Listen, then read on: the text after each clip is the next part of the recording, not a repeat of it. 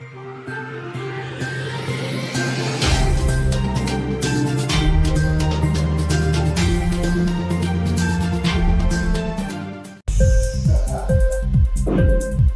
TV prime time news కి స్వాగతం.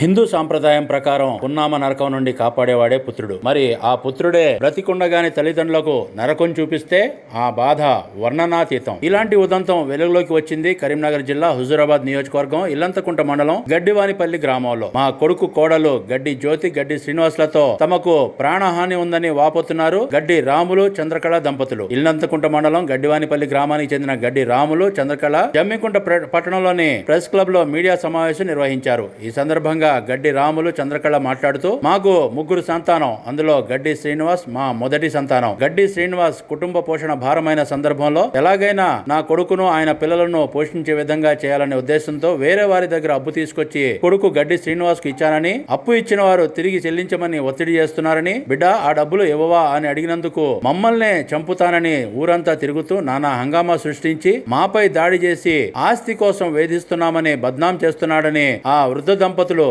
Media ముందు కన్నీళ్ల పర్యంతమయ్యారు. మేము కన్నందుకు కనీసం మాకు బుక్కెడు బువ్వ పెడతాడని ఆశ పెడితే మాపైనే కర్రలతో దాడికి దిగి వాతలు వచ్చే విధంగా కొట్టారని కుమిలిపోతున్నారు. ఈ తండ్రి ఆవేదన చూస్తుంటే మొగుణ్ణి కొట్టి మొగసాలకు ఎక్కినట్లుంది కదా ఆ కొడుకు తీరు.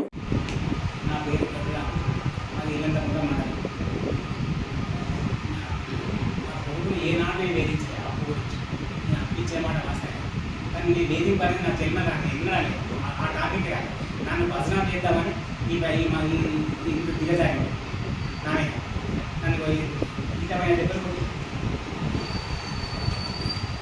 పైసలు అడిగితే నా ఇంటర్వ్యూ అయిపోతుంది.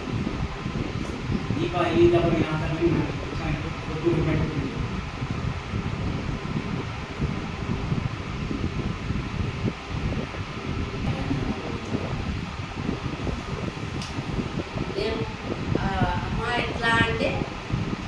నాకు వెళ్తలేదమ్మా ఎట్లా అంటే అయితే ఒక 2 లక్షల రూపాయలు తెచ్చిచ్చినాక కథ ఏమైనా అది 5 సంవత్సరాలు అవుతుంది. 5 సంవత్సరాలు అయిందా అట్లా కాదు, పిల్లలు నేను ఎప్పుడే 4 రోజులకి ఇస్తాను, 3 రోజులకి ఇస్తాను.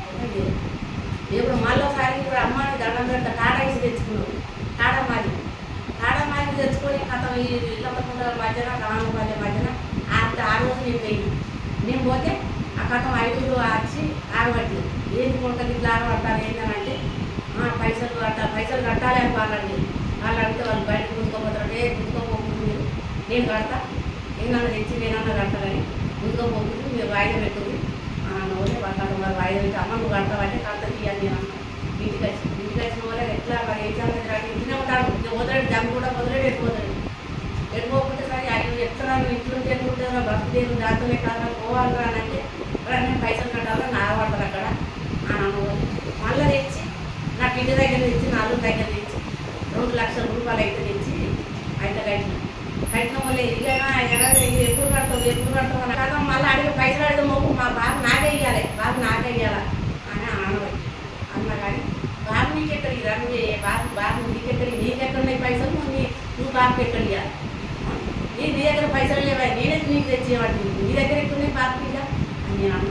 అంటే ఆ పైసలు అప్పు కట్టినా కట్టడం వల్ల కథం అసలే ఈ పైసలు నీకెక్కడి అని కథం వాళ్ళ డాడీకి కథం దొరికి వచ్చిందంటే వాళ్ళ డాడీని కొట్టి, పెద్దవాళ్ళ డాడీని కొట్టి, వాళ్ళ తమ్ముడిని మరదలను కొట్టి కథం ఏం చేసుకుంటారో చేసుకోకపోతే పైసలు ఇవ్వము అని కట్టి పట్టి అంటే పొడవచ్చు వాళ్ళు తమ్ముడు ఎంత గుంజుకుంటూ ఇదే కొడతారు కట్టబడతారు డాక్టర్ పట్టుకొని దొరుకుతుందా అని అంటాడు.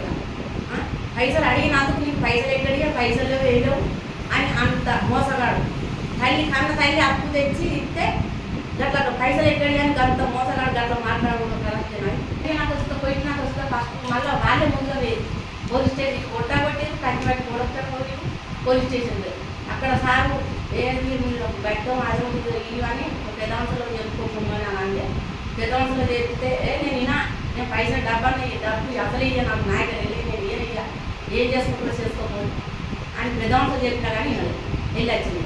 మళ్ళీ సార్ దగ్గర పోవాలని సార్ చెప్పినా నేను ఎవరు చెప్పినా పైసే కట్ట మేము అంత పెద్ద అన్నిలో చిన్నప్పటి కానీ మా ఓపెన్ సైకిల్ మేము దాచుకుంటేనే అంతా సాగుకుంటూ వచ్చేవాళ్ళు. ఇప్పుడు వాడు మోసగారికి గట్టి చేసి మాకు టీవీ లేటర్లు అన్నా కానీ మాకు బయట ఇవ్వాలి కానీ మేమేమి ఇవ్వము, ఏం చేసుకుంటామో చేసుకోము.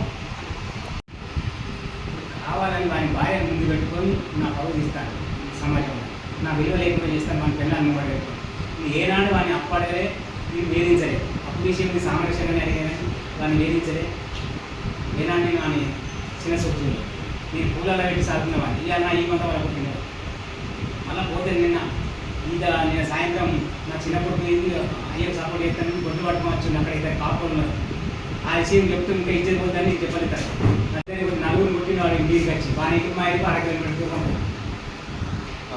వాని వల్ల ప్రాణభయం ఉంది. వాడు గొడ్డలు పట్టుకుంటాడు, కత్తులు పట్టుకొని ఇంటికి వచ్చింది. గొడ్డలు పట్టుకొని తిరుగుతాడు. అంతకుముందు నా ఇంటి పక్కన చోటు దాకోసారి గొడ్డు పట్టుకుని నా ఇంటికి వస్తాడు. కత్తి బట్ట చేప పట్టుకొస్తాడు, గొడ్డ పెట్టుకుంటాడు. నా కొడుకును చిన్న కొడుకుని చంపుతాను, నన్ను చంపుతాను అంటాడు. వాని వల్ల నా ప్రాణభయం ఉంది.